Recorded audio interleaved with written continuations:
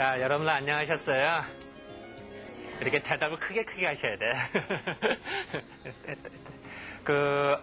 지난주에는 그러니까 어제는 우리가 이제 약이 되는 채소 중에서 주로 이제 잎을 주로 먹는 거, 엽채류라고 그래요. 이제 그걸 주로 설명을 해드렸고요. 오늘은 이제 주로 이제 뿌리를 이용하는 거를 이제 주로 설명할까 합니다. 여러분들 고기 많이 먹으면 피가 탁해요? 아니면 맑아요?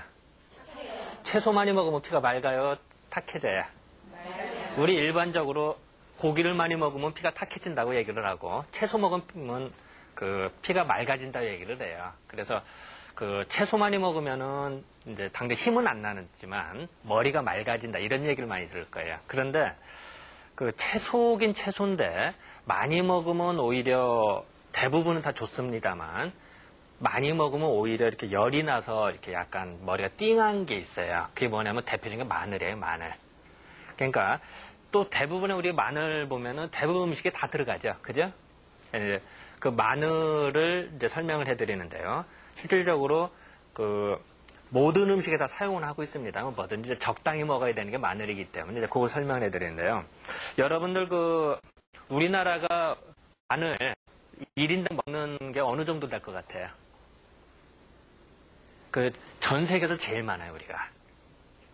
그러니까 언뜻 생각하면 마늘이 우리는 조금밖에 안 먹는다 생각하지만 전 세계에서 우리가 제일 많이 생산도 하고 소비도 하고 상당히 좀 많이 좀 되죠.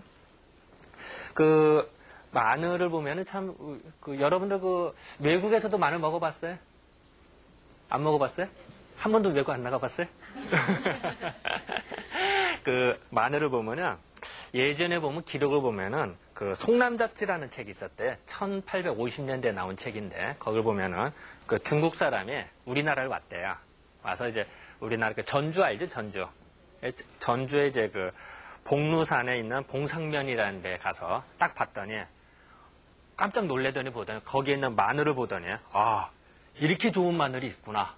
그러니까 중국이 땅이 그렇게 넓고 해도 이 한국에 나는, 그러니까 조선에 나는 마늘을 못 당하겠구나 라고 해서 감탄을 했대요.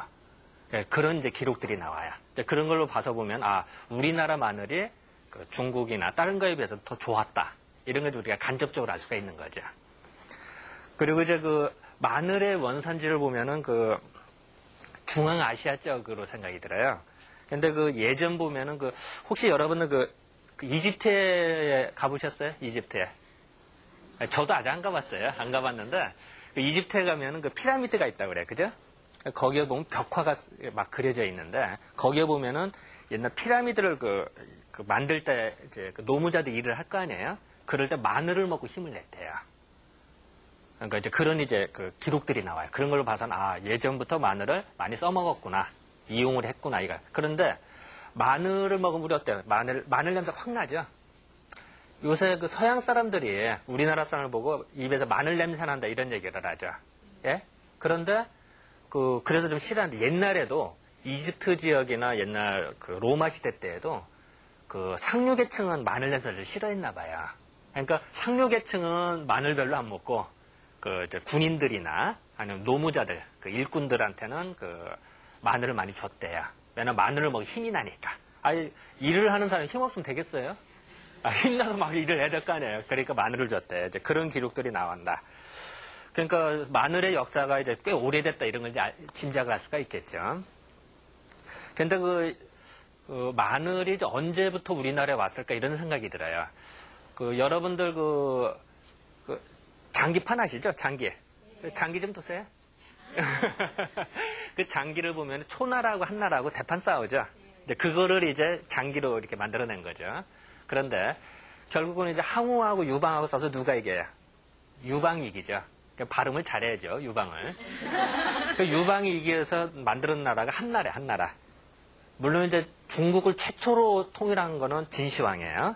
진시황이 통일을 했습니다만 그거를 탄탄하게 다시 이제 몇 년 못 가죠, 진시황 진나라는. 이제 그거를 다시 재통일한 것이 한나라예요. 그래서 그것이 이제 몇백 년을 하는데 중국 역사상 최초로 광대한 지역을 다스리게 되고 중앙집권적으로 힘을 모으게 돼요. 이 얘기는 거꾸로 말하면은 사람도 그렇습니다. 내가 힘세면 뭐야? 누구 걔는 찝쩍거리고 그러죠. 그 나라도 그래. 나라가 그 내치, 안의 일이 다 처리가 되잖아. 그러면은 눈을 밖으로 돌려야. 그러니까 밖으로 돌려서 괜히 옆에 나라 찝쩍거린다든지 뭐 이렇게 공격을 한다 이럴 수가 있겠죠. 그러니까 한 나라 입장에서는 내부에서 힘이 이제 다 정리가 되니까 그 힘을 서역, 중앙아시아 쪽으로 힘을 돌려요. 그러니까 그때 처음으로 서역하고 연결이 돼요. 그게 유명한 비단길이에요. 비단길. 비단길이 열렸다는 얘기는 그때 문물들이 많이 들어오고 나가고 이런 게 됐다는 얘기죠. 그래서 그 당시에 마늘이 이제 들어오게는 그 당시에 이제 그 중앙아시아를 했던 이제 장건이라는 장수가 있었대요. 그 장건이라는 장수가 이제 중앙아시아를 진격을 해서 가져온 것이 마늘이었어요.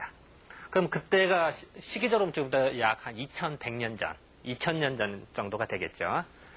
그런데 그러면은 또 그 한 나라가 우리나라도 침공을 해요. 그게 유명한 게 뭐예요? 한사군 설치를 하자. 뭐 그 국민학교 다 배웠죠? 다 아시죠? 그러니까 한사군이 설치됐다는 얘기는 거꾸로 말하면은 중국하고 우리나라하고 교통이 된다는 얘기예요. 물자가 왔다 갔다 한다는 얘기가 되겠죠. 그러니까 그 당시에 아마 그 마늘이 중국으로 들어왔고 그 마늘이 한사군을 통해서 우리나라에 들어오지 않았을까 이렇게 이제 추정을 해. 물론 뭐 정확한 기록은 없어요. 몇 년 뒤에 가져왔다 이런 건 없어요. 하지만 그 역사적인 상황으로 그렇지 않았을까 이렇게 생각이 좀 들어요.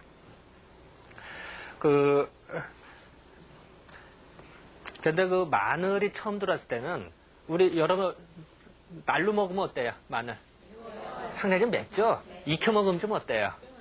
예, 조금 그 약간 단맛도 나고 좀 약간 매운 게 좀 사라지죠, 그죠? 옛날 처음에 왔을 때 마늘 익혀 먹을 줄 몰랐나 봐요. 익혀 먹으면 맛있는데 옛날엔 날로만 먹었대요. 날로 먹어서 이게 날로 먹으면 어때? 속벌이죠. 공복에 우리 마늘 먹으면 어때? 속벌이죠, 그죠? 예전에도 그랬나 봐요. 이제 그런 기록들이 좀 나와요. 근데 여러분들 마늘을 이제 한문으로 뭐라고 하냐면요. 이게 마늘산자예요. 이게 마늘이라고 하는데 옛날에 여러분 그 산에 가면 마늘 비슷한 게 있죠? 그 달래 들어보셨어요? 달래. 그러니까 이 달래는 예전부터 있었대요. 그러니까 중국이나 우리나라에 있었는데 처음에는 이 달래를 산이라고 그랬대요. 그냥 산 하나. 그런데 아까 한나라 때 중앙아시아에 이게 연결이 돼서 마늘이 도입됐다 그래. 그러니까 우리나라 동양에 있는 달래보다 달래하고 마늘하고 어느 게 더 커요? 마늘이 더 크죠. 그죠? 그래서 마늘이 더 크니까 그때부터 마늘을 큰 데짜리를 대산이라고 그러고 달래는 적으니까 소산이라고 그랬대. 대소로 구분을 했대 이렇게. 근데 이제 그렇게 하고 마늘이 들어오니까 이제 중국에서 중앙아시아를 보면 오랑캐족이죠. 오랑캐로 생각해요. 중국은 이제 자기네는 다 좋고 이웃나라 변방은 다 오랑캐족이라 생각을 했으니까 그러니까 오랑캐 호자를 이렇게 써요. 오랑캐 호자를 거기다가 풀툴자를 써서 이게 마늘이라고 표현을 한 거예요. 예전에. 그러니까 어떤 데는 호라고도 하고 대산이라고 표현을 하겠죠. 그러면은 여러분들 우리나라의 당군 신화 아시죠? 당군 신화. 그 당군 신화에 보면은 곰하고 호랑이가 먹고 사람으로 했다 이런 말 나오죠. 그때 먹은 게 뭐예요? 자, 거기에 우리는 보통 이렇게 답변을 하세요. 곰이 마늘하고 쑥을 먹었다 이렇게 답변을 해요. 그러면은 거기서 마늘하고 쑥이라고 하는데 그럼 고조선 때 당군 할아버지가 그러면 지금부터 몇 년 전일까요? 한 5,000년 정도 되겠죠, 그죠? 꽤 오래 전인데. 그럼 그 당시에 마늘이 있었을까? 자, 다시 정리를 하면은. 다시 정리를 하면요. 지금부터 약 한 2000년 전, 2100년, 200년경에 지금부터 대략 따져서 그때 정도에 약 2000년 전에 중국에 처음으로 마늘이 들어왔어요. 중국에. 그러니까 중앙아시아에서. 그러니까 오랑캐 지역에서 중국으로 들어와서 아마 우리나라에도 한사군을 통해서 들어오지 않았을까 추정을 하는데 당군 신화는 어때? 5,000년 전이죠? 그때는 마늘이 없어요. 그러면은, 그럼 당군 신화가 허구냐, 엉터리나, 이렇게 말할 수는 없잖아, 우리가. 그래서 왜 그런가라고 분석을 해봐서 그랬더니, 이 마늘을 보면은, 그 당군 신화를 읽어보니까,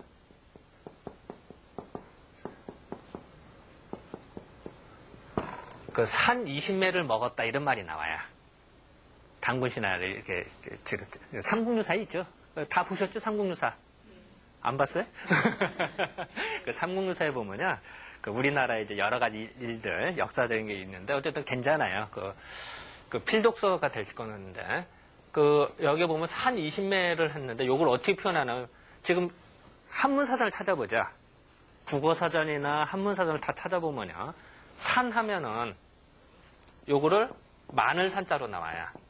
한문사전을 찾아보면은. 한문사전, 그렇습니다만, 옛날에는, 아까 그런 얘기 했었죠. 마늘이 도입되기 전에는, 산 하면은 달래를 의미했는데, 마늘이 도입되고선, 마늘을 대산이라고 그러고, 달래를 소산이라고 그랬다고. 그죠? 그럼 옛날에는 산은 달래를 의미했어요. 이게 아니라, 달래였어요. 달래산자인데, 이거 이제, 그랬다가, 그 집마다 달래를 많이 길러요? 아니면 마늘을 많이 길러요? 그리고 우리 먹기도 더 마늘을 더 많이 먹죠. 그러다 보니까, 이제는 산 하면은 달래산자에서 마늘산자로 변했어요. 그러니까, 자, 다시 말하면, 산은 옛날에는 달래를 의미했다가, 시간이 흐르면서부터 사람들이 마늘이라고 의미가 변해요. 글자는 똑같은데. 그러면은 지금 번역하는 사람들, 이런 사람들 어때요? 사전을 딱 찾아보면, 지금 이걸로 나오니까 옛날 것도 이건가 보다도 마늘 이렇게 번역을 하겠죠. 근데 실질적으로는 고조선 때는 마늘이 없었다. 그리고 실질적으로 보면 고려 때나 조선 초기, 조선 초기 이전의 문헌을 보면요. 그때의 산은 다 달래를 의미해요. 근데 삼국유사가 언제 쓰여졌어요? 예? 삼국시대 쓰여졌어요? 그것도 자, 1번 삼국시대, 2번 고려, 3번 조선시대 어느 때일까요? 예? 아니래, 국민학교를 좋은 데 나와야 된다니까. 삼국유사 고려 때 쓰여졌어요. 고려 때. 그러면은 조선 초기 이전이니까, 더 옛날이니까 당연히 그때의 산이라고 쓴 거는 다 달래를 의미했겠죠. 옛날에는. 물론 조선 중기 이후에는 다 산하면 그때는 마늘이에요. 조선 중기 이후에는. 근데 옛날에는 다 달래했다. 그런 의미가 좀 되고요. 그러니까 이제 이 두 가지 이유. 하나는 옛날에 산하면은 다 달래를 의미했다. 요 근거하고 또 하나는 2000년 전 이전, 3000년 전, 4000년 전에는 우리나라에 그 마늘이 없었다. 그러니까 당군신에 나오는 거는 이 번역을 마늘로 번역하면 안 되고 달래로 번역을 해야 된다. 이런 뜻도 되고요. 또 20매 하면요. 이때 매자는 우리가 뭐는 그 달래 한 뿌리 두 뿌리 하죠. 우리 그 마늘은 뭐 6쪽, 7쪽 이렇게 나눠지죠. 그죠? 그런데 달래는 한 뿌리 두 뿌리 달래가 나눠지는 거 봤어요? 그래서 그 달래를 말할 때는 매자를 써요.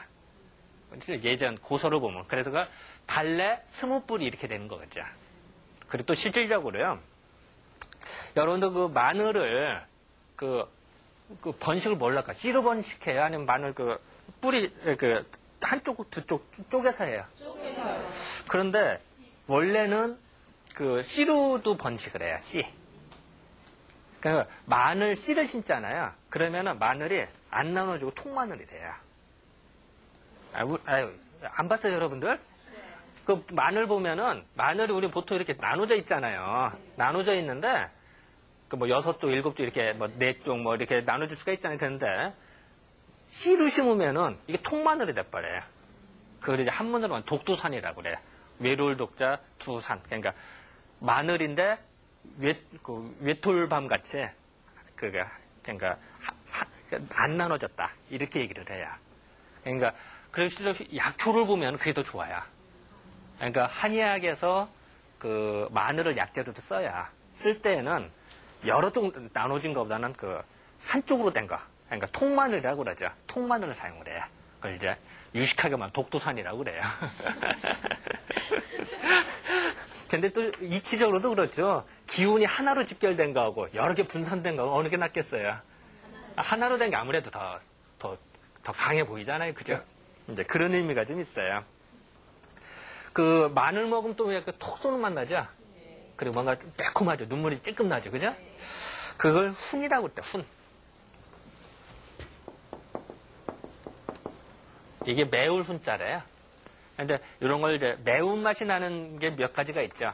대표적인 게 마늘, 달래, 뭐 부추, 예를 들어서 또 파 이런 거 그죠? 그런 것이 다 이게 훈체류라고 그래 예전에. 이제 예전에 이제 그 달래가 달래라네 예전에 우리가 이제 달래가 예전부터 있었다고 그랬죠? 그런데 그 달래를 어떻게 표현하고, 한번 재밌는 거를 한번 잠깐 볼까요?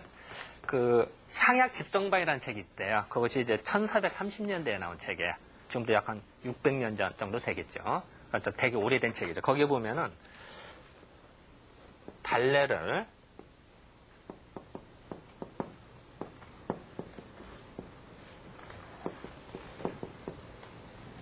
이렇게 표현했대요. 이게 달월자죠? 우리가 달월자라고 하잖아요. 그죠?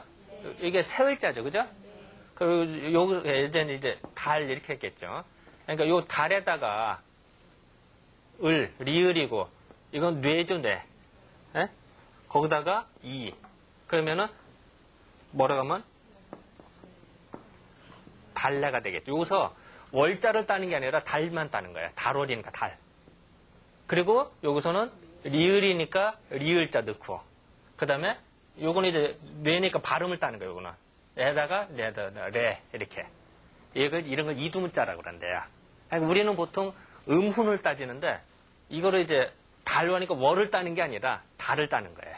이런 식으로 표현해서 예전에 달래를 이렇게도 표현을 했대요. 그러니까 이제 그냥 토막 상식으로 지금 이두문자가 다 사라졌죠, 그죠? 이두문자가 뭐야? 한문도 다 잘 모르죠. 근데 이제 지금도 저는 이제 서당을 다녔어요, 예전에. 서당을 다녔는데, 지금도 서당에서는 이제 그 현토를 다룰 때, 그러니까 그거를 써요. 예를 들어서 이러고 하고, 한이니. 지금 이런 글자가 뭔지 외계인 문자가 됐죠, 그죠? 근데 이제 이두문자는 누가 만들었어요? 설총이라는 분, 그죠? 어느 때 사람이죠? 어쨌든 신라 때, 그죠? 옛날 분이다 이렇게 생각하시면 되죠. 그러니까 설초라는 분이 만드셨는데 그 이두문자가 지금도 내려와요. 일부 서당에서는.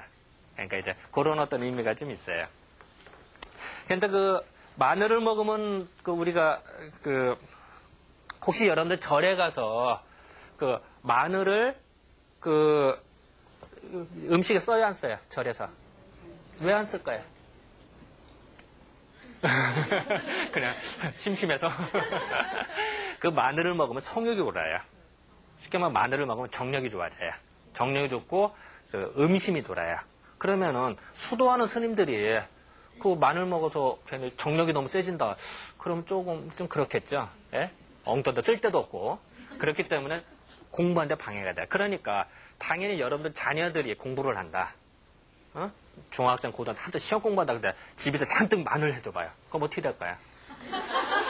공부 안 하고 계속 딴 생각 들어라 이렇게 하는 거 같죠. 그러니까 그건 이제 하나의 지혜예요. 그러니까 옛날부터 공부하는 선비나 이런 사람들은 마늘을 덜 먹었어요. 마늘을 별로 안 먹어요. 이제 그런 것이 이제 하나의 특징이고요. 그리고 제사 지낼 때 마늘 써야 안 써요? 왜 안 쓸까요? 마늘을 맞아요. 예. 그러니까 몇 가지 의미가 있어요. 자, 제사 음식이나 이런 걸 하다 보면은 제사라는 건 조상 귀신 오셔서 많이 맛있게 드시고 가십시오 이런 게 제사의 본래 의미죠, 그죠? 그런데 제사 음식을 만들다 보면은 맛도 보게 되겠죠. 근데 거기다 마늘 많이 넣으면 어떻게 될까요? 맛을 보다가 괜히 음심이 돈단 말이에요. 좀 마음을 경건하게 되는데 제사에 딴 생각 들고 그러면 좀 곤란하겠죠. 그런 의미도 있고 또 마늘 자체가 톡 쏘는 맛이 귀신이 그렇게 싫어한대요. 그래서 귀신을 물리치게 하는. 그런데 제사 지내는 건 귀신 오셔서 봐야 되는데 못 오게 방해하면 좀 그렇죠, 그죠? 네. 그러니까 여러분들 가끔 영화나 이런 거 보면 드라큘라 나오는 영화 서양에서도 드라큘라는 뭐 뿌려요? 마늘 딱 뿌려서 뭐 도망간다 이런 얘기 나오죠. 그게 이제 달리 그러니까 동양이나 서양이나 이제 그런 어떤 의미가 좀 작용을 좀 하는 거예요. 그리고 요새 가끔 보면은 일부 사람들 중에 임산부들이 애를 뱉는데 마늘을 먹는다 이런 기록들이 나와요. 기록이나 그런 거를 민간요법을 쓰는 사람들이 있는데, 자, 임산부가 마늘 먹으면 좋을까요? 나쁠까요? 어떤 사람 꼭 뭐 먹으라고 오히려 권장하는 사람들인데 우리 입장에서는 나쁘다고 생각을 해요. 왜 그럴까요? 아까 마늘 먹으면 성욕이 끌어오른다고 그랬죠? 그런데 임산부가 그 태교에 자꾸 신경 쓰고 오히려 좋은 음악 듣고 좋게 해야 되는데 자꾸 딴 생각 들으면 어떻게 될까요? 그러면은 조금 그렇겠죠? 그러니까 이제 우리 입장에서는 우리는 태교를 중시하는 입장에서는 아이한테 오히려 맑은 정신을 줘야지 혼탁한 정신을 주면 안 돼요. 그러니까 약간 마늘 먹으면 혼미해질 수가 있거든요. 이제 그런 걸 경계라. 그 대신에 이제 마늘 먹으면 힘이 나요, 사람이. 그래서 예전 기록을 보면은 추운 데서 일하는 사람들 있죠? 그런 사람들은 마늘을 먹어요. 그럼 추위를 이겨낼 수가 있어요. 그리고 또 하나는 이제 마늘이 참 중요한 건 뭐냐면요. 그 쌀밥을 많이 먹잖아요. 쌀밥도 이제 쌀도 이렇게 도정한다고 그러죠, 우리. 그래서 뭐 칠푼도민이, 뭐 백민이, 뭐 이런 현민 이런 얘기 하잖아요. 들어봤잖아요. 그 쌀을 많이 갈잖아요. 그럼 백미가 되는데, 그럼 쌀 껍질 쪽, 그 쌀 껍데기 쪽에 비타민 B1이 많아요. 그런데 그것이 다 갈려나가면 비타민 B1이 부족하게 되겠죠. 그죠? 그러면 그게 부족하면 각기병이 걸려요. 그러니까 다리가 약해지는 병이 걸려요. 그러면은, 그래서 예전에 이제 부잣집병이다 이런 말이 나오는 거네. 각기병을. 왜냐면 흰 쌀밥만 먹다 보니까. 근데 그럴 때 그거를 방지하는 게 뭐냐면 마늘이에요, 마늘. 마늘을 먹으면 그게 각기병이 없어져요. 그러니까 이제 그런 어떤 특징들이 좀 있죠. 또 여러분들 마늘 많이 쓰는 거죠. 또 여러분들 우리 매일 먹는 김치죠, 김치. 김치 안 먹어요? 맨날 먹잖아요, 그죠? 김치는 뭐 이것저것 다 들어갑니다만 우리 보통 배추 있죠, 배추. 날배추를 먹으면은 시원해요. 우리 배추국 먹으면 시원하잖아요. 덥지 않잖아, 그거는. 배추를 먹으면 시원한데요. 배추는 그 열을 내려주는 작용을 하죠, 시원해서. 근데 너무 차갑다 보니까 어떤 속이 냉한 사람은 배추 먹고 설사하는 사람들이 있어요. 꼭 마치 우리 맥주 먹으면 설사하는 사람들이 있죠. 그런 사람들한테는 뭐 배추 먹지 마라 이럴 수가 없잖아요. 그럼 그런 배추에다가 뜨거운 걸 넣어요. 그게 대표적인 게 마늘이죠. 마늘, 파, 부추 이런 거 막 넣잖아요. 그 뜨겁다고요. 그러면 차가운 거가 뜨거운 걸 만나고 그리고 또 발효를 시켜요. 그렇게 만든 게 김치죠. 그러면 의학적으로는 어떤 의미가 있을까? 의학적으로는 속이 냉한 사람은 배추 먹으면 설사하니까 마늘하고 결합을 해서 적당히 중화시켜서 소화를 될 수 있게 이렇게 만드는 거죠. 그러니까 모든 사람이 먹어도 무난하죠. 그렇게 만드는 게 김치의 의미예요. 물론 여러 가지 해석은 할 수 있습니다만 이제 우리 한의학적으로는 이제 그렇게 볼 수가 있다는 얘기죠. 그러니까 이제 김치를 많이 애용하는 게 좋아요. 그리고 여러분들 우리 생선회 먹을 때도 간혹 마늘 먹자. 왜 먹을까요? 그것도 맞는 이야기예요. 그러니까 마늘이 여러분들 우리가 제1세대 항생제 있어, 항생제. 그러니까 항생제라는 거 썩는 것도 방지하고 균도 죽일 수가 있어요. 그러니까 이질균이라든지 여러 균들을 죽일 수가 있기 때문에 예전에 보면 이질설사 있죠. 소변 쫙 잖아 이질설사 할 때 마늘을 썼어요. 그때 주로 이제 한의학에서는 이제 속이 냉한 사람들이죠. 왜 마늘이 뜨거운 거니까. 마늘 먹으면 열이 확 나잖아요. 그죠? 그러니까 속이 냉한 사람한테는 좋은데 그렇다도 열이 뻗치는 사람들 이런 사람은 어떨까요? 그렇다도 뻗치는데 더 뻗친다 이러면은 뻗치다 보니 컴퓨터실에 이게 열받으면 어떻게 될까요?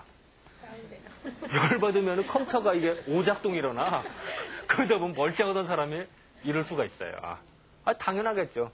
컴퓨터도 전기가 220V 일정하게 흘러야지. 300V 흘렀다, 500V 흘렀다 이러면 스파크가 팍팍 튀겠죠. 그죠? 근데 그래서 좋을 거 하나도 없겠죠, 당연히. 근데 마늘이 이제 항생제 역할도 하고 따뜻한 역할을 한다면 생선회를 먹을 때 우리가 마늘을 먹는 이유 중에 하나는 뭐냐면은 아까도 말씀하셨습니다만 살균 효과가 있어요.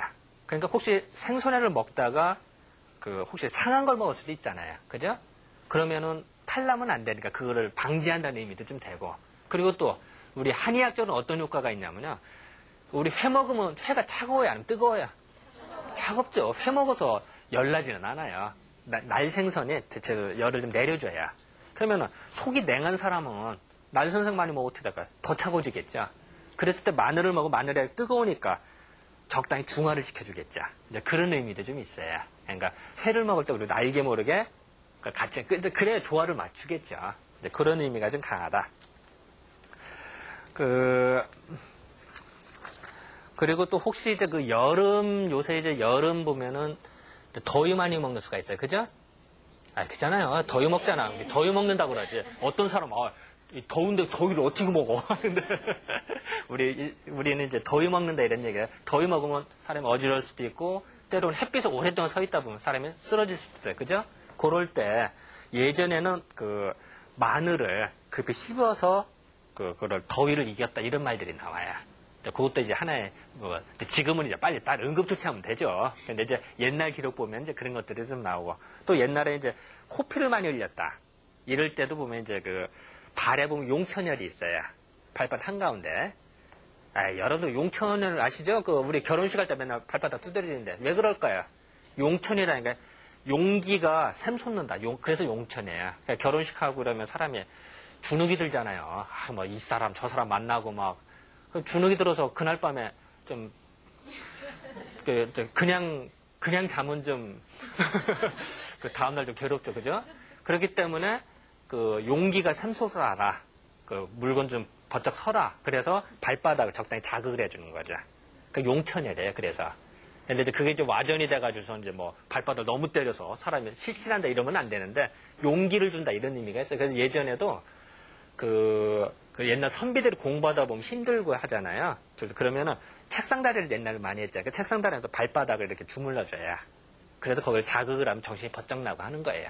그랬을 때 그 예전에 기록 중에 보면은 이제 코피를 흘린다든지 사람 실신을 한다 이랬을 때 발바닥 한가운데다가 마늘을 지쳐서 붙여야. 그러면 자극이 되겠죠. 그렇게 해서 이제 했다 이런 기록들이 나오는 거예요. 여러분들 제가 이제 마늘이 다시 정리를 몇 가지. 마늘이 뜨거워요, 차가워요? 뜨겁죠. 마늘이 뜨겁다 보니까 열이 나요, 그죠? 그러다 보니까 예전 기록을 보면요, 옛날 책이나 그림 같은 거 이렇게 보관하다 보면은 아차도 하면 이제 습기에 이렇게 얼룩지는 수가 있어요, 그죠? 그거를 마늘을 이렇게 발라서 변색을 막았다 이런 기록으로 나와요. 그럼 왜 그랬을까요? 습기는 습한 거고 마늘이 따뜻하니까 그걸 뭔가 방지시켜준다 이런 생각을 하게 된 거죠. 마늘 그렇기 때문에 이제 마늘이 뜨겁게 돼서 몸이 열이 많은 사람이 좋아요? 아니면 몸이 냉한 사람한테 더 좋을까요? 냉한 사람한테. 몸이 냉한 사람한테 더 좋아요. 열 많은 사람한테는 조금 절제하는 게 좋아요. 그리고 수험생 내 자식이 시험 공부한다. 마늘 많이 주는 게 좋겠어요? 아니면 조금 주는 게 좋겠어요? 조금이에요. 그리고 내 남편이 출장 간다. 그럴 때 마늘 많이 주는 게 좋겠어요? 아니면 조금 주는 게 좋겠어요? 안 먹어야 돼요. 안 줘. 이게 벌써 교육의 효과예요, 이게. 자, 이제, 제가 이제 지금까지 마늘을 설명해 드렸습니다만, 이제는 또 어린아이도 우리 국리 학생들이나, 이런 우리 아이들이 이제 소풍을 갈 때 보면은 우리 김밥을 싸요, 그죠?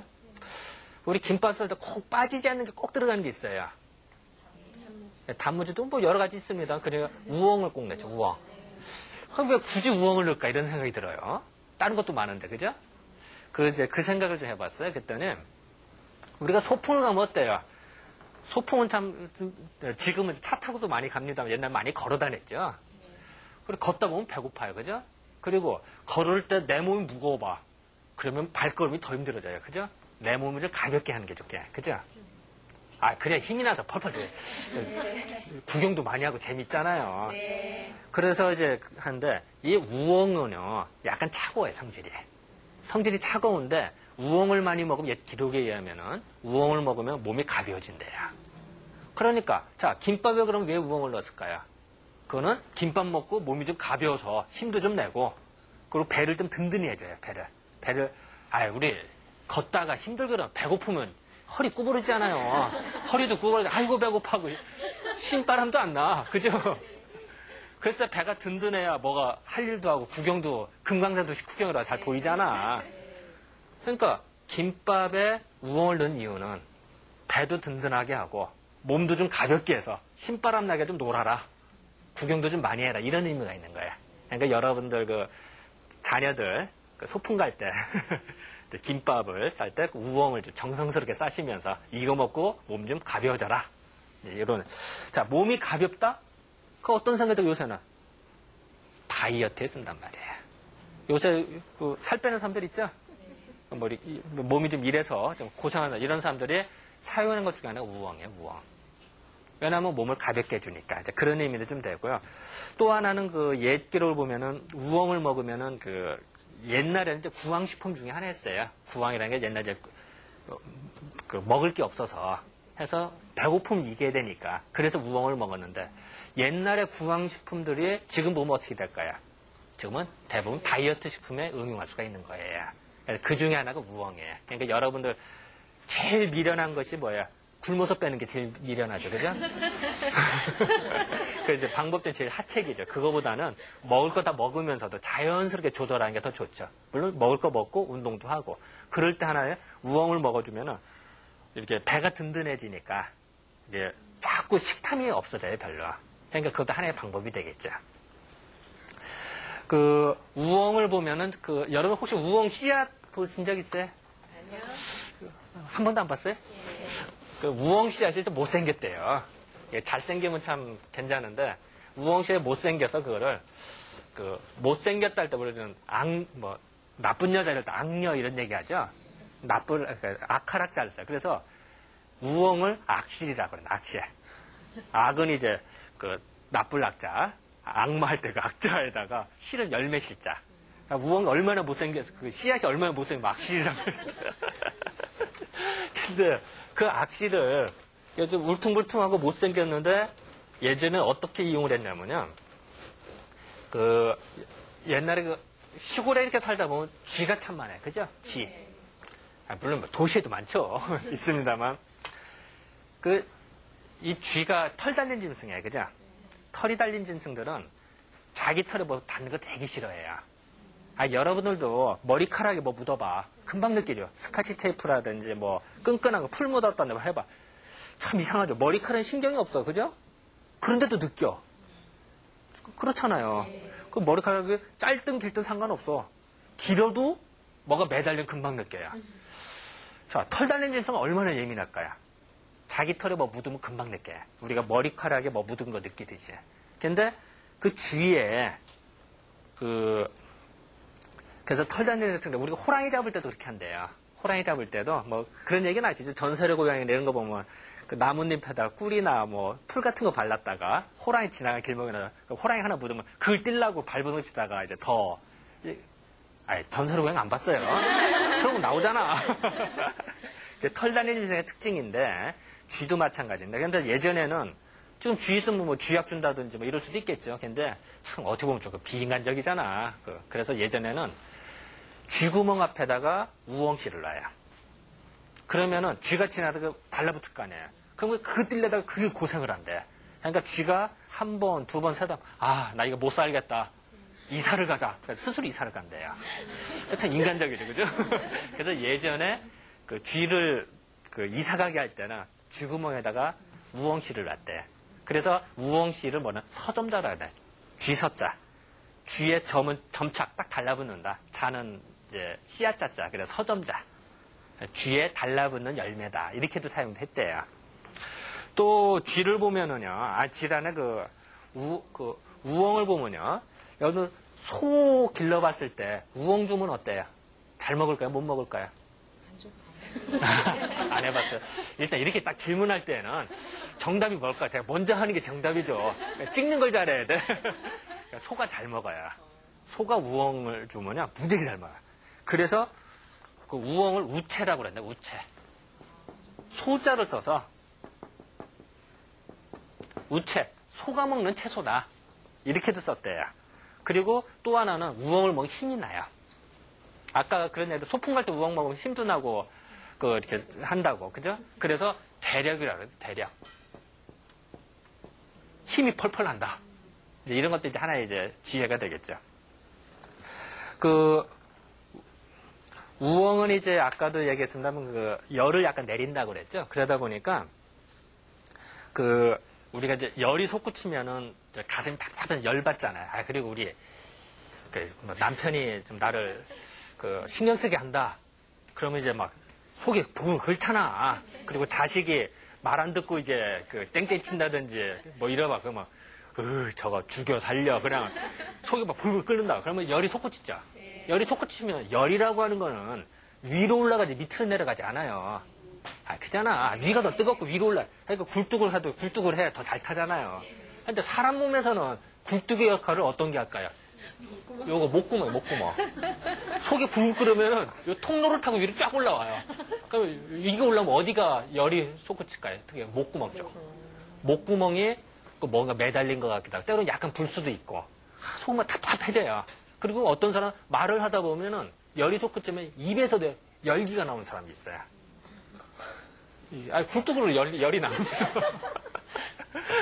물론 콧구멍, 콧바람도 이제 그렇게 되겠죠. 그래서 또 열이 솟구치면 또 위로도 솟구쳐요. 하다 보면 우리 열받는다, 신경질 난다. 이러면 어때? 여기가 뻣뻣해지죠. 그런 거 느끼겠어요. 뻣뻣해지고 여기가 쥐꼬리 아파요. 아니면 머리가 욱신욱신 아플 수도 있어요. 그리고 또 열이 솟구치면 어깨가 뻐근할 수도 있어요. 아마 누구나 다 느껴요. 그죠? 그랬을 때 우리가 우엉을 써요. 우엉의 씨앗을 약으로 써요. 그러니까 환자가 왔다. 이제 저는 신분이 한의사 신분이다 보니까 환자가 왔다 그러면 많이 열받으세요. 목이 뭔가 걸린 것 같고 그럴 때 한의학에서 매끼라고 그래요. 매끼라고 해서 뭔가 목에 매달린 것 같다 이런 얘기를 하는데 그게 이제 양방에 가서 검사를 하면 이상은 없는데 거기서 체크는 안 되는데 환자 본인은 와서 막 호소를 목에 뭔가 매달린 것 같고 불편하고 막 열이 솟구쳐요 막. 그럼 우리는 그걸 매끼라는 표현을 써요. 그러니까 그럴 때 우엉의 씨앗을 우리가 약으로 써요. 그러면서 또 하나 딱 곁들이죠. 집에 가서 우엉을 많이 잡수세요. 그럼 효과가 더 좋아지겠죠. 그래서 여러분들도 우엉의 씨를 먹기는 불편해요. 씹기도 불편하고. 그러니까 우엉을 먹잖아요. 그죠? 예, 그것도 하나의 이제 지혜가 되겠죠. 그래서 진짜 편도가 벗다든지, 머리가 지끈지끈 아프다든지, 열이 솟구쳤다든지, 이럴 때 이제 쓸 수가 있다. 그리고 또,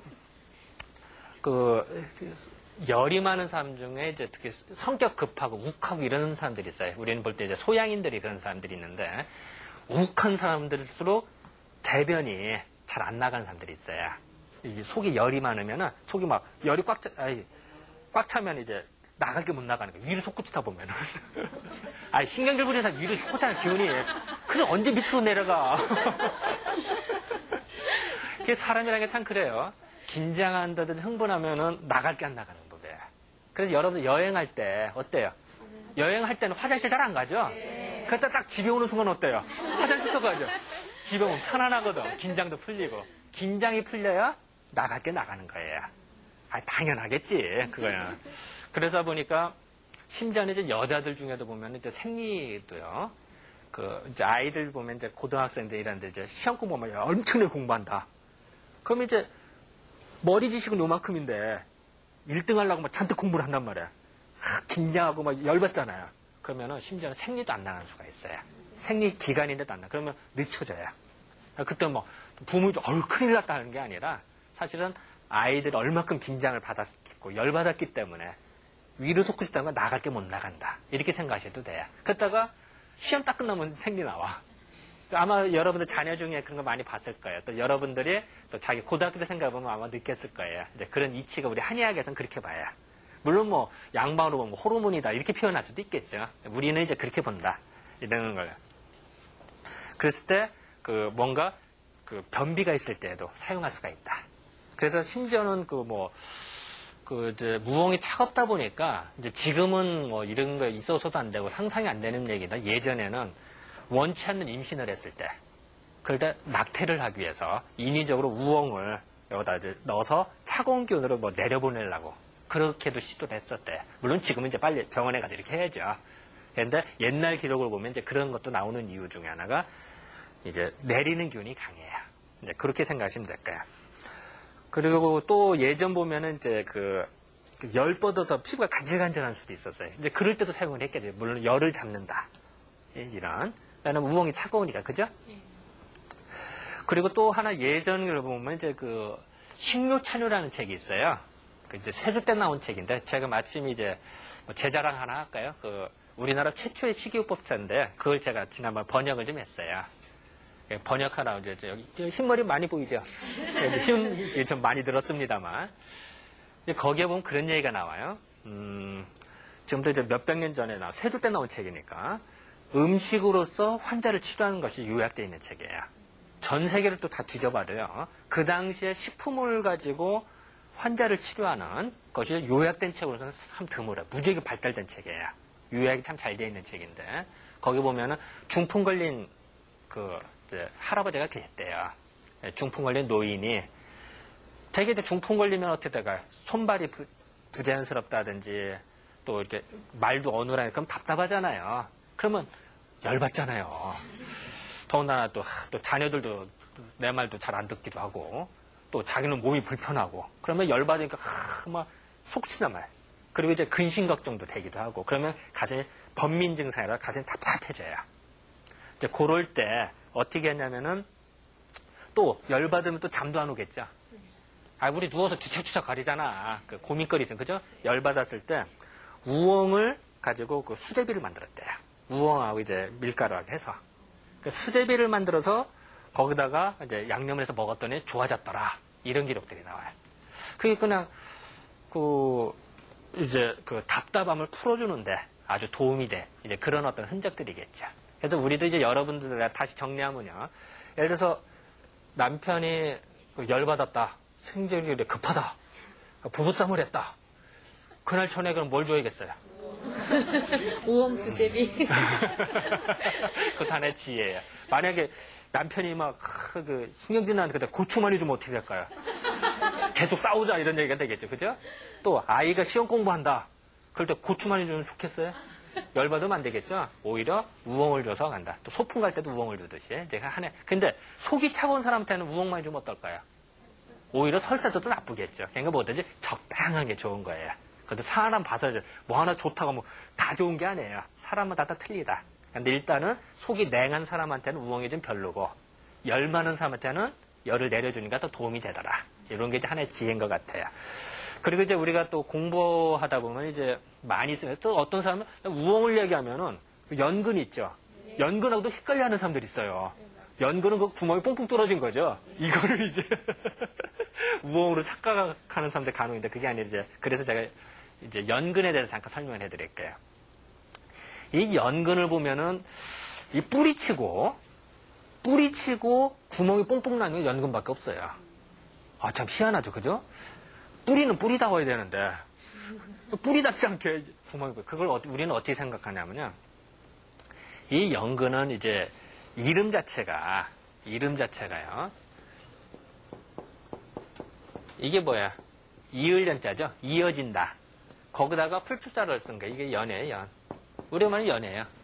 자, 이어진다? 뭐가 이어질까? 연 뿌리 보면 어때요? 쭉쭉 이어나가죠? 뿌리, 끊어지면 안 되잖아. 끊어지면 그 뿌리 때문에 안 되지. 그리고 자라도 그냥 툭툭 나가요. 그죠? 그거 참 대단해요. 그리고 이제 그런 의미도 좀 있고, 또 하나는 연하면요. 연을, 우리는 보통 종자를 심잖아요. 그러면은 싹이 나는데 보통 3년, 5년, 10년이 지나서 심으면 어때요? 잘 안 나죠? 일반적으로는. 근데 그러니까 연의 열매, 연밥을 이렇게 심잖아요. 그거는 5년, 10년 지나도 잘 자라요. 심지어는 50년, 100년이 지나도 자라요. 그래서 옛 기록을 보면은 지복유설이라는 책이 있어요. 우리나라 최초의 백과사전 책이에요. 그러니까 그게 언제 나온 책이더라? 좀 200년 전인가, 250년대 나왔거든. 제가 숫자에 약해서 몇 년 동안은 기억이 잘 안 나는데 어쨌든 지복유설이라는 책이 우리나라 최초의 백과사전인데 거기에 보면은 그런 기록들이 나와요. 어느 지방에 가서 맨 땅에 갑자기 연꽃이 나오는 거예요. 도대체 어떻게 된 거냐 했더니 조사를 해봤더니 100년 전에 어떤 부사가 가서 연못을 팠대요. 그래서 거기서 연꽃을 길렀는데 그래서 100년 전에 없어진 거야. 그럼에도 불구하고 100년이 지나서 싹이 트더라. 이런 기록을 써 있어요. 참 대단하지 않아요? 그 더 대단한 거는 지금도 이제 2000년 전 화석이 발견이 됐어요. 1970년대 중국에서 연꽃 씨 있죠? 연밥이 들어있는 화석이 발견이 됐어요. 그걸 탄소 측정을 해봤더니 2000년 전 정도 돼요. 그래서 그거를 이제 가져와서 온도, 습도를 맞춰서 딱 했더니 싹이 트더라는 거예요. 생각을 해봐요. 2000년 지나고도 싹이 트다. 야, 이게 상상이 되게 어렵죠. 이 얘기는 거꾸로 말하면 생명력이 얼마나 왕성하겠어요. 자, 이 연이라는 뜻은 두 가지 의미가 있어요. 하나는 끊임없이 이어진다. 줄기가 뿌리가, 그죠? 그런 의미도 있고, 또 하나는 자손 대대로 생명력이 왕성해서 이어진다. 이런 뜻. 자, 그럼 어디 좋을까요? 맞아요. 실질적으로 저희들이 이제 치료를 할 때 불임 환자들. 옛날에 비해서 지금 불임 환자들, 옛날에는 불임 환자다 그러면 이제 여자의 책임이 많았어요. 근데 요새는 이상하게 남자 책임도 많아요. 그래서 요새는 옛날하고 틀려서 남자, 여자를 같이 치료하는 경우가 많아요. 그게 이제 요새 우리가 생각할 땐 그래요. 이 현대사회가 얼마나 사람을 들들들 볶아요. 그잖아요. 맨날 아침 일찍 나가야지, 밤 늦게 하지. 그리고 막 요새는 또 휴대전화 많이 갖고 다니잖아요. 쉬지도 못해. 맨날 드르르 울리면, 그죠? 그 참, 어떻게 보면 기계의 노예격이라고 그럴까. 오히려 매달린 셈이 됐죠. 문명의 이기가 아니라. 그리고 요새는 이제 오염된 동네에다 살다 보니까 비가 와도 이게 오염된 비야. 공기도 오염됐고. 그리고 또 우리는 먹어도 또 뭘 먹어요? 인스턴트 식품도 많이 먹자. 거기에 조미료나 화학, 이런 게 많이 들어갔죠. 화학 첨가물들. 그러다 보니까 다 피가 탁해져요. 피도 탁해지고 열받는 게 또 많고. 그리고 들들들 사람이 열받아요. 그러다 보니까 옛날에 비해서 기형이 많다든지 활동성도 떨어졌다든지 이런 수가 많아요. 그리고 또 여자들 입장에서도 보면은 이제 요새 또 미적인 걸 찾는다고 배꼽티 있는 사람들. 미적인 건 좋아요. 그걸 나쁘다는 건 아닌데 의학적인 측면에서는 좋을까요, 나쁠까요? 의학적으로는 배가 따뜻한 게 좋아요. 그래서 조물주가 인간을 만들 때 여자는 생식기가 뱃속에 있죠, 그죠? 남자는 밖에 있어요. 왜 그럴까요? 밖에 있어서 적당히 차갑게 냉각시키라는 의미고 여자는 따뜻하게 보온하라는 의미예요. 제가 만든 게 아니라 조물주가 그렇게 만들었대요.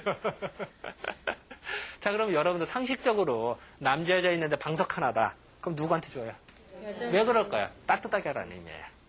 그런데 배꼽티를 입고 너무 한다 이러면 어떻게 될까요? 차갑게 하면은 어쩌다 있는 건 괜찮은데 계속 그렇다 하면 어떻게 될까요? 이게 배가 냉해지면 좋을 거 없어요. 조물주가 뜻과 반해지는 거예요. 그죠? 이제 그래서 그런데 그럴 때 우리가 연근을 써요. 한약재로는 이제 연꽃이 열매, 연밥을 약으로 써요, 우리가. 이제 그렇게 이제 불임 치료에도 많이 응용을 하는. 언뜻 그럴 것 같지 않아요? 생명력 왕성한 거 써야지. 약한 거 쓰겠어요.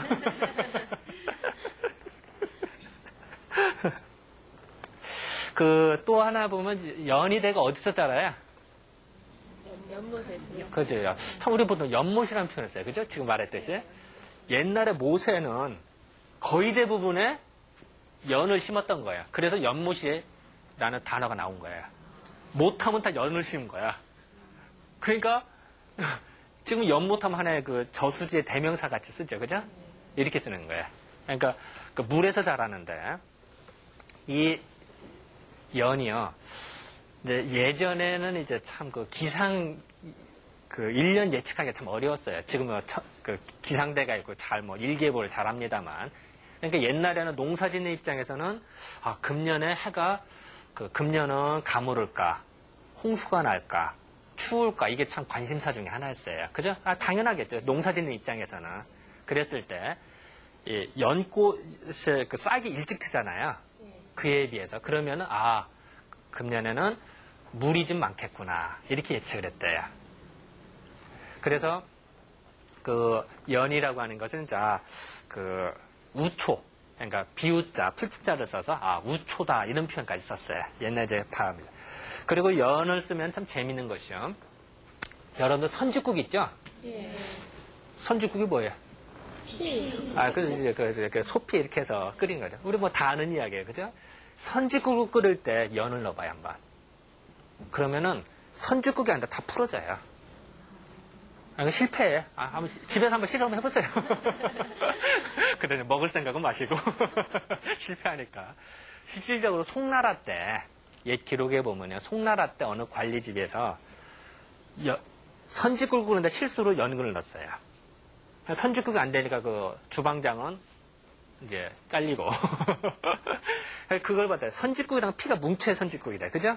그걸 다 풀어주는 역할이야, 연이. 이 얘기는, 그걸 보고 어떤 생각을 할까요? 아하, 피가 탁한 거를 풀어주는구나. 라는 생각을 했어요. 그래서 사람한테 쓰기 시작했어요. 그때부터. 옛날에는 사람한테 안 썼어요. 약재를 안 썼어요. 송나라 때부터 쓰기 시작했어요. 그 이유는 그 요리하는 걸 보고 썼대요. 그래서 지금도 보면 피를 맑게 해주는데 아주 도움이 되게. 그러니까 우리가 흔히 피가 탁하면, 우리가 피가 맑다, 탁하다 이런 얘기 하죠. 그러니까 피가 탁하면은 심장이 어떨까요? 심장에서 펌프질을 하는데 피가 탁하면은 심장이 부담이 되겠죠. 아이고, 그렇잖아요. 찌꺼기가 많으면 심장이 힘들 거 아니에요. 심장이 두근두근 하는 사람들이 있어요. 긴장한다, 흥분했을 때. 아니면 생각만 해도 이렇게 심장이 두근두근 뛰는. 심장이 뛰죠. 24시간 뛰긴 뛰는데 본인이 뛰는 걸 느껴요. 그런 사람들한테 써요. 또 피가 탁해서 피가 탁한 머리가 멍해지거든요. 그건 아시죠? 피가 맑아야 머리도 맑지. 탁해서 이거 좋을 거 뭐가 있어요. 그냥 그럴 때도 써요. 그래서 여러분들 예전에 이제 절에 가면 스님들 중에 보면은 연차라고 드시는 분들이 계세요. 보셨어요? 한 번도 안 먹어봤어요? 그래서 연밥 있죠? 그러니까 연꽃 씨, 씨를 이제 차로 만들어서 이렇게 하시는 분들, 연 이파리를 가지고 차로 만드시는 분들 계세요. 그렇게 해서 드시면 머리가 맑아지겠죠. 피를 맑게 하니까. 그래요. 돌을 닦아도 더 잘 닦으실 거 아니에요. 그렇지, 뭐, 머리 혼탁하면 좀 그렇잖아요. 이제 그것도 하네. 그러니까 여러분들 자녀들이 지금 시험 공부한다. 그럴 땐 뭘 많이 줘야 되겠어요? 연근을 주면 머리가 맑아져서 성적이 쑥쑥 오른단 말이죠. 이것도 하나의 이제 지혜인 거죠. 그리고 또 연하면 어떻게 하면 아이들 중에 밤에 이렇게 자다가 몽정하는 아이들이 있어요. 이제 우리가 이제 엄마 입장에서는 이제 팬티 보면 금방 알죠. 빨래할 때 보면 알죠. 그리고 이제 여자 아이들 중에 보면은 그러니까 고등학생들이나 보면 이제 냉대가 나온 아이들이 있어요.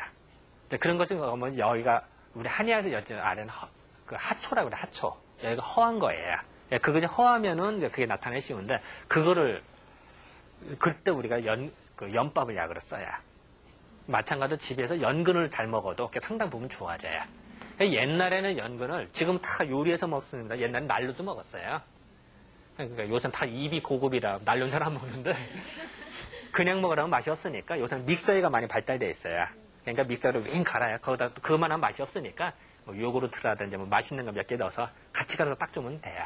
그래서 먹으면은 한결 낫겠죠. 그것도 하나의 지혜다.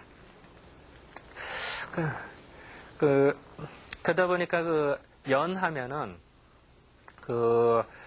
그래서 예전에 연근에 신령스러운 뿌리다. 연근이라고도 그랬대요. 그 정도로 신령스러운 거 뭔가 좋을 것 같잖아요. 그죠? 예.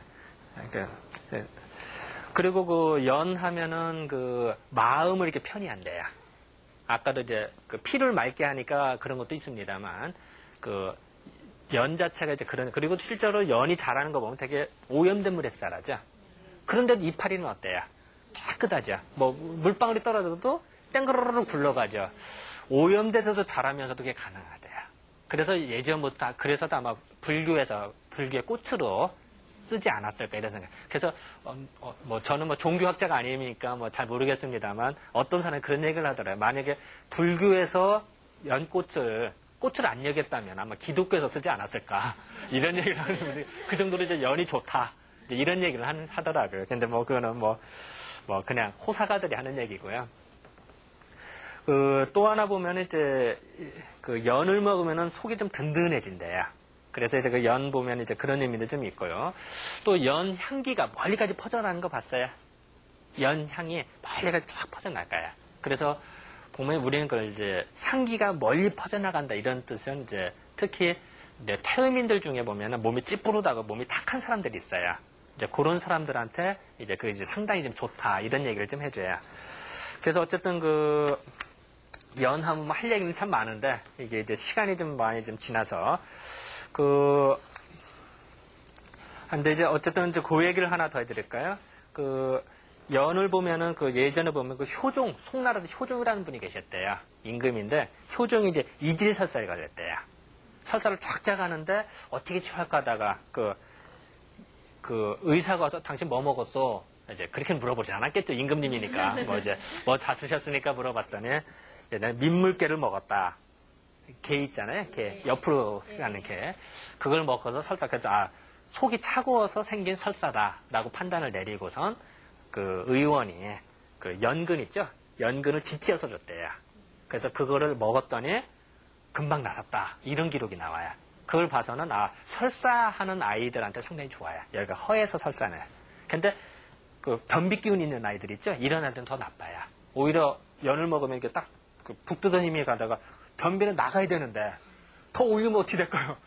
대변이 더 딱딱해져요. 그래서 그건 좋지 않아요. 그래서 여러분들 자녀가, 예를 들어서 이제 여름철에 땀 많이 흘리고 이런 태음인 자녀인데 설사를 좀 한다. 변이 무르다. 이럴 때는 머리도 맑게 하고 이럴 때 연을 주면 좋고, 그런데 이제 변비가 있을 때는 안 그렇다. 이렇게 생각하시면 될 것 같아요. 그래서 이제 제가 지금까지 이제 여러 가지 설명을 해드렸는데요. 얘기를 하면 다 끝이 없어요. 그래서 어쨌든 오늘은 이 정도로만 얘기를 하고요. 내일은 우리가 이제 지금까지는 제가 채소에 대해서 설명해 드렸잖아요. 이제 내일은 채소만 먹을 수 있어요. 우리 밥 다 먹은데 뭐 먹어요? 과일을 먹어야 돼. 근데 과일에 대해서 설명하는데 또 과일도 참 여러 가지 많죠. 이제 그거에 대해서 이제 과일이 왜 그런지, 또 뭘 먹으면 좋은지, 또 더위를 어떻게 이길까, 또 아이의 머리를 어떻게 하면 맑게 할까. 그게 사실 우리 엄마로서는 제일 주된 관심사예요. 똑똑한 아이가 제일 낫잖아요. 그래, 튼튼하고. 네, 그런 식의 초점을 맞춰서 설명해 드릴까 합니다. 자, 오늘 이 정도로 마칠까요? 네, 감사합니다.